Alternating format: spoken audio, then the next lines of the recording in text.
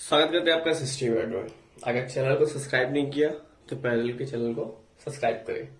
तो आज हम पढ़ने जा रहे हैं क्लास 6 के सिविक्स का चैप्टर 4, जो कि हमारा है की एलिमेंट्स ऑफ डेमोक्रेटिक गवर्नमेंट। तो हमारा जो चैप्टर है वो स्टार्ट होता है साउथ अफ्रीका की स्टोरी से। कहां से स्टार्ट होता है? साउथ अफ्रीका की स्टोरी से। स्टोरी में क्या है? स्टोरी स्टार्ट कहां से होती है? स्टोरी स्टार्ट होती है एक अफ्रीकन गर्ल जो कितने साल की है? 12 साल की, जो कि 12 इयर्स ओल्ड है। नाम क्या है उसका? माया नायडू। तो माया नायडू की स्टोरी स्टार्ट होती है साउथ अफ्रीका में। ये एक साउथ अफ्रीकन गर्ल है जो कि रहती कहां पे है? ये रहती है टाउन ऑफ जोहान्सबर्ग। तो जोहान्सबर्ग के टाउन में अफ्रीका में ये रहती है। तो इसकी स्टोरी क्या है?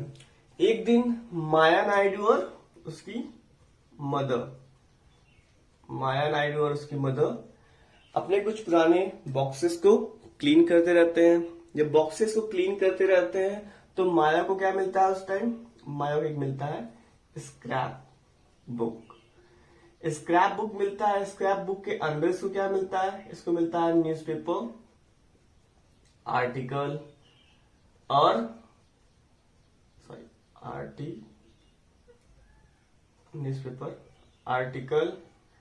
अगर देखिए इसको क्या मिलता है? इसको मिलती काफी सारी फोटोज। इसी में एक लड़के की फोटो काफी बार रिपीट की रहती है।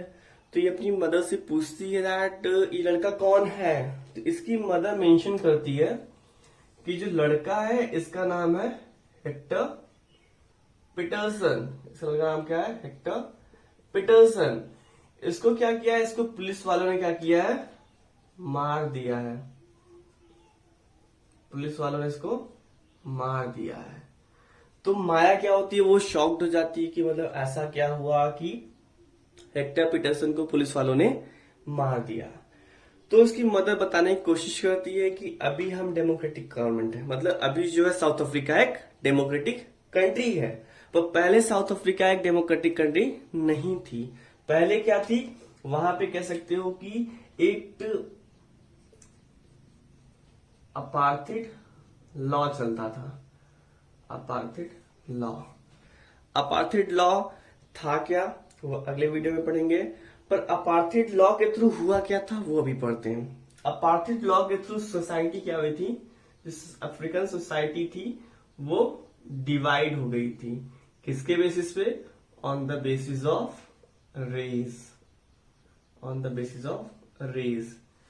कौन कौन से रेस उस टाइम अफ्रीका में थे अगर वो हम बात करें तो उस टाइम टोटल कितने रेस थे? 4। पहला आता है व्हाइट, दूसरा आता है ब्लैक, तीसरे आते थे कलर्ड, चौथे आते थे इंडियन।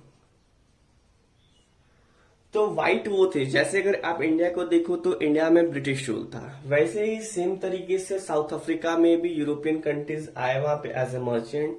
फिर वहां पे वो सेटल हो गए और अपना रूल स्टेब्लिश कर लिया। तो जो भी यूरोपियन मर्चेंट्स आके वहां पे सेटल हो गए वो लोग व्हाइट कहलाए। जो लोकल अफ्रीकन थे वो थे ब्लैक्स। प्लस जो दोनों में मिलते थे, जो ना तो ब्लैक थे ना तो काले थे, उनको कलर्ड पर रखा गया। और जो भी इंडियन ट्रेडर या फिर लेबर साउथ अफ्रीका में जाके काम कर रहे थे उनको इन्होंने इंडियन रखा। तो इस रेस के बेसिस पे क्या कह सकते हो, सोसाइटी का पूरी तरह से डिवीजन हुआ था। सोसाइटी के डिवीजन में अगर देखें तो जो व्हाइट वाले थे इनको क्या मिलता था? प्रिविलेज। इनको प्रिविलेज मिलता था। और नॉन व्हाइट्स को, ब्लैक, कलर्ड, इंडियन, इन सबको साउथ अफ्रीका में डिस्क्रिमिनेट किया गया था। तो चलिए देखते हैं माया नायडू की मदर ने उसे कैसे समझाया कि अपार्थिड लॉ के अंदर कैसे नॉन व्हाइट्स डिस्क्रिमिनेट होते थे साउथ अफ्रीका में। चलिए देखते हैं कुछ पॉइंट्स में। आइए देखते हैं अपना पहला पॉइंट। जो एम्बुलेंस होती थी व्हाइट पीपल्स की वो वेल इक्विप्ड होती थी सारे इंस्ट्रूमेंट के साथ। जैसे आप कह सकते हैं कि उसमें ऑक्सीजन सिलेंडर्स होते थे और जितने भी मशीनरीज की जरूरत होती थी एम्बुलेंस को चलाने के लिए वो सारी चीजें इजिली व्हाइट एम्बुलेंस में अवेलेबल थी, पर नॉन व्हाइट्स में कोई भी इक्विपमेंट नहीं था, कोई भी इंस्ट्रूमेंट, कोई भी मशीनरीज नहीं रखी थी। नेक्स्ट देखते थे, जो साउथ अफ्रीका की बेस्ट लैंड होती थी उस पे व्हाइट पीपल रहते थे, और जो वर्स्ट लैंड होती थी उस पे नॉन व्हाइट्स। अगर राइट टू वोट देखे तो सिर्फ व्हाइट्स के पास ही राइट टू वोट था, वोटिंग जो राइट थी वो सिर्फ व्हाइट कैटेगरी के पास थी, नॉन व्हाइट्स के पास राइट टू वोट था ही नहीं। नेक्स्ट देखे, जो व्हाइट्स के बच्चे थे वो अच्छी क्वालिटी के स्कूल्स में पढ़ते थे, अच्छे वेल क्वालिफाइड टीचर से, पर जो नॉन व्हाइट्स थे वो पुअर क्वालिटी स्कूल्स में पढ़ते थे और नॉन क्वालिफाइड टीचर से। यहां तक कि व्हाइट और नॉन व्हाइट्स का hospital, bus stop, hotel, park, ये सारी की सारी चीजें भी एक दूसरे से काफी ज्यादा डिफर थी। तो ये होगा हमारा 5 point, how non whites were discriminated under the apartheid law. चलिए अब देखते हैं हेक्टर पीटरसन को गोली क्यों मारी गई। तो सबसे पहले जान लेते हैं हेक्टर पीटरसन था कौन। हेक्टर पीटरसन भी क्या था, एक ब्लैक अफ्रीकन बॉय था, ठीक है। ये रहता कहाँ था, ये सोवेटो में रहता था। सोवेटो क्या चीज है, चलिए देखते हैं सोवेटो का फुल फॉर्म क्या है। तो सोवेटो का मतलब है साउथ वेस्टर्न टाउनशिप। ये क्या था, एक ब्लैक लोगों का एरिया था। ये तो हो गया हेक्टर पीटरसन के बारे में, पर इसको गोली क्यों मारी गई वो देखते हैं। तो हेक्टर पीटरसन जो था वो प्रोटेस्ट कर रहा था अफ्रीकन लैंग्वेज के अगेंस्ट। अफ्रीकन लैंग्वेज ऐसी लैंग्वेज जो थी अफ्रीका में व्हाइट पीपल्स बोलते थे, तो ब्लैक्स पीपल को फोर्स किया जाता था कि आप अफ्रीकन लैंग्वेज ही पढ़िए। पर हेक्टर पीटरसन क्या चाहता था, अपनी लोकल लैंग्वेज को पढ़ना। इसकी लोकल लैंग्वेज कौन सी थी, इसकी लोकल लैंग्वेज का नाम है ज़ूलू।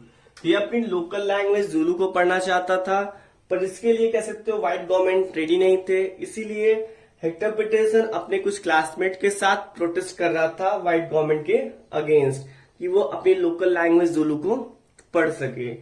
पर प्रोटेस्ट जब स्ट्रांग हुआ तो व्हाइट गवर्नमेंट ने ऑर्डर दे दिया ओपन फायर का, जिसमें कह सकते हो कि हेक्टर पीटरसन की डेथ हो गई। चलिए देखते हैं किस दिन उनकी डेथ हुई। उनकी जो डेथ हुई वो 16 जून 1976 को हुई। उसके बाद जो प्रोटेस्ट था कह सकते हो वो बहुत ज्यादा तेजी से बढ़ने लगा, और ब्लैक पीपल्स के मेन लीडर थे नेल्सन मंडेला। नेल्सन मंडेला, तो नेल्सन मंडेला के साथ क्या हुआ, जब जो प्रोटेस्ट था वो बढ़ने लगा, और finally with the help of African national Congress, African national Congress एक पार्टी बनाई गई जो कि जो ब्लैक पीपल्स से अपनी राइट्स को प्रोटेक्ट करने के लिए व्हाइट्स के अगेंस्ट मूवमेंट को और प्रोटेस्ट को कंटिन्यू कर पाए। ये सक्सेसफुल कब होते हैं, 1994 में। तो 1994 में क्या होता है कि अफ्रीका एक डेमोक्रेटिक कंट्री बनकर आती है। तो ये पूरा हुआ, हमारा स्टोरी खत्म होती है साउथ अफ्रीका की। अपार्थाइड लॉ क्या था, कैसे नॉन व्हाइट्स को डिस्क्रिमिनेट किया गया। बाकी पढ़ेंगे अगले वीडियो में।